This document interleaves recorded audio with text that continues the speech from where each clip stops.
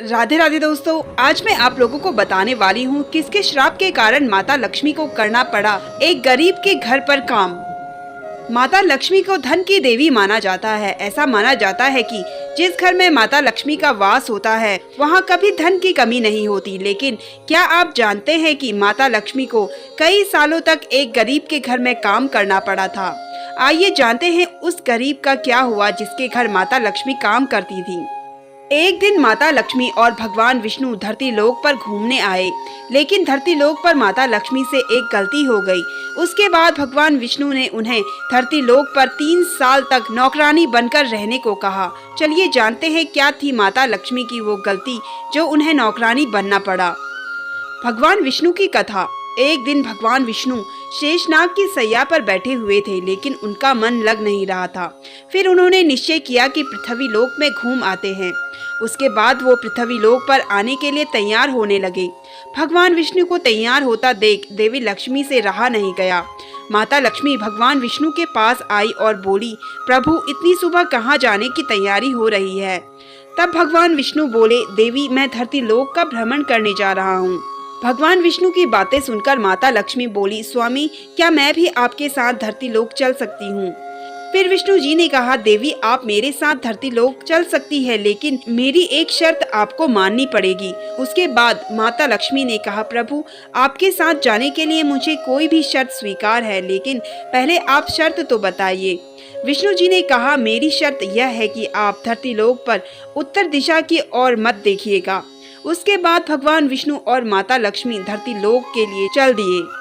लक्ष्मी जी की गलती। माता लक्ष्मी तब भगवान विष्णु के साथ पृथ्वी पर पहुंची। तब धरती लोक पर सुबह हुई थी। धरती लोक पर बारिश के कारण मौसम बड़ा ही सुहाना था। धरती लोक की सुंदरता देख माता लक्ष्मी उस पर मन ही मन मोहित हो गई।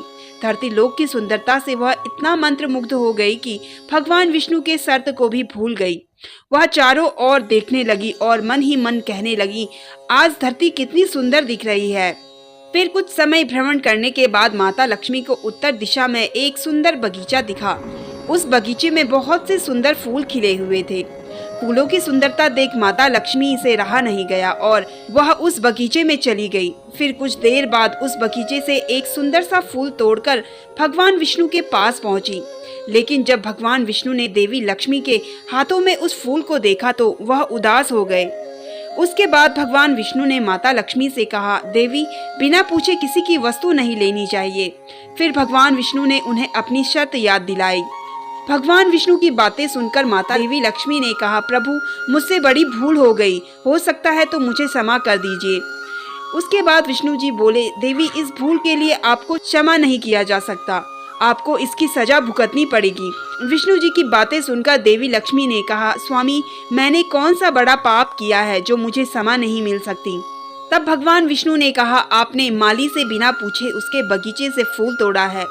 ये कार्य चोरी जैसे पापों की श्रेणी में आता है, इसलिए आपको सजा के तौर पर उस माली के घर 3 साल तक नौकरानी बनकर रहना होगा। फिर 3 साल पूरे होने के बाद मैं आपको लेने आऊंगा। इतना कहकर विष्णु जी अपने धाम को वापस लौट गए। इधर भगवान विष्णु के जाने के बाद माता लक्ष्मी एक गरीब कन्या का रूप धारण कर उस माली के घर पहुंची। उस माली का नाम माधव था। माता लक्ष्मी ने देखा कि माधव एक झोपड़ी में अपने परिवार के साथ रहता है।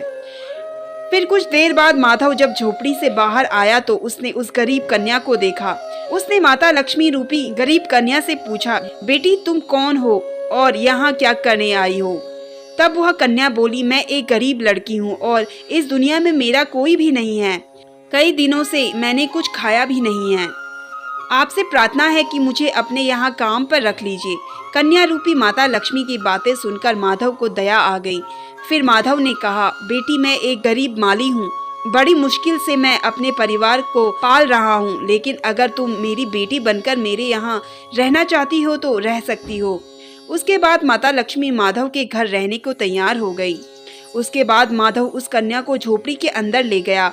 फिर अपनी पत्नी से बोला, आज से ये कन्या इस घर में मेरी बेटी बनकर रहेगी। यह सुन माधव की पत्नी खुश हो गई। अगले दिन माधव की कमाई इतनी हुई कि उसने एक गाय खरीदी।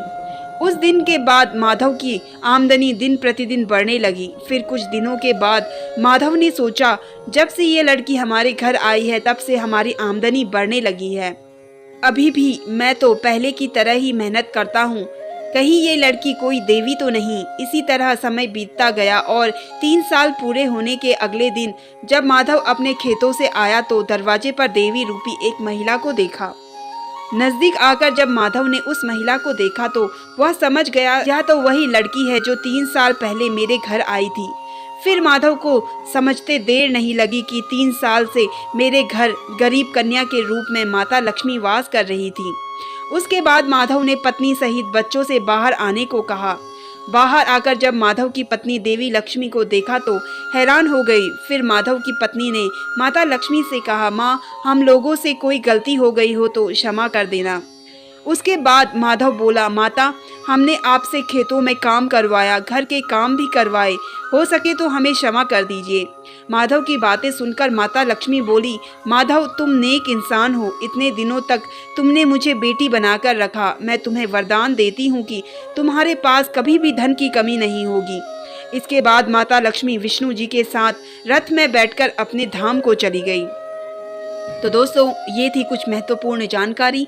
कैसी लगी आपको कमेंट करके ज़रूर बताइए और अगर आप मेरे चैनल पे नए हैं तो मेरे चैनल को सब्सक्राइब कर लीजिए। धन्यवाद।